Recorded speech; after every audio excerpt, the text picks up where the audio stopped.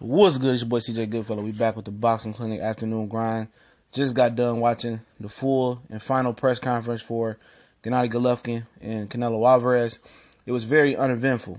You know, when you have two guys that mutually respect each other and really don't speak any English or good English or fluent English, you tend not to get a great final press conference. And that's okay, because I'd rather have the real thing than the smoke and mirrors. And very respectful. I think both camps respect each other.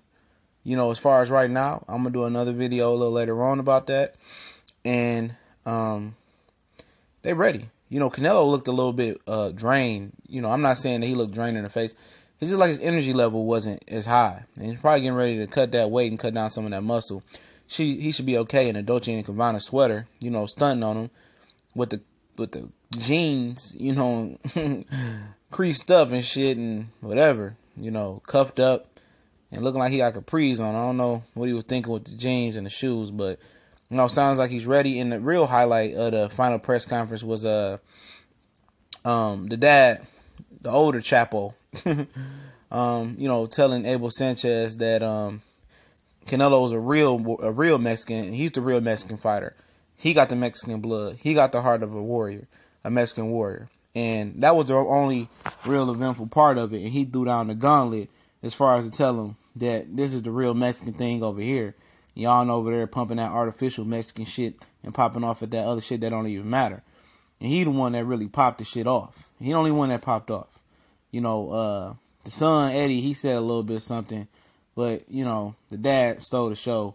And, you know, clearly it's a respect factor at the final press conference. Nobody jinxed themselves, but, you know, Triple G's team been popping off at the mouth. Like we told you that they said that did a video that they said that Canelo was gonna say no mas, and they're very highly confident, you know. And they wasn't boastful at this press conference, but they've been boastful for the last week, you know, week or two, especially going into fight week. And you know, Oscar De La Hoya and Tom Lawfer having a bromance, talking about, oh, it was so easy to promote this fight. You know, they made it easy and all this other stuff. And another highlight, I think this is one of the most important highlights of this final press conference that, you know, not too many people are probably going to talk about when you get a review of it, is that the fight card is going to start at 8 o'clock Eastern Standard Time, an hour earlier than people are accustomed to, and 5 p.m. if you're in Vegas on the West Coast. And the main event is, you know, slated at an earlier time. It's slated to kick off at 11 p.m. Eastern Standard Time, and that's 8 p.m. West Coast Pacific Time, I believe. And they said to spread the word on the time change, so we ain't got to stay up, you know, 12:30, 1 o'clock in the morning waiting on the fight to be over. You know, this fight is popping off early, and usually in Vegas you really don't get that. You know, Pacquiao and Bradley won. Pacquiao made the fans wait. You know, Conor McGregor, Mayweather popped off late. But this undercard is horrible, but I'm not going to talk about all that.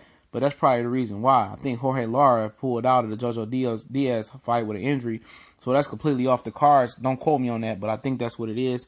But this fight going to start earlier. There's a lot of respect here. But, you know, Team Triple G ain't pop off none of that shit they was talking all week. We're going to get into another video talking about that. But your boy CJ Goodfellow at the Boxing Clinic. We out.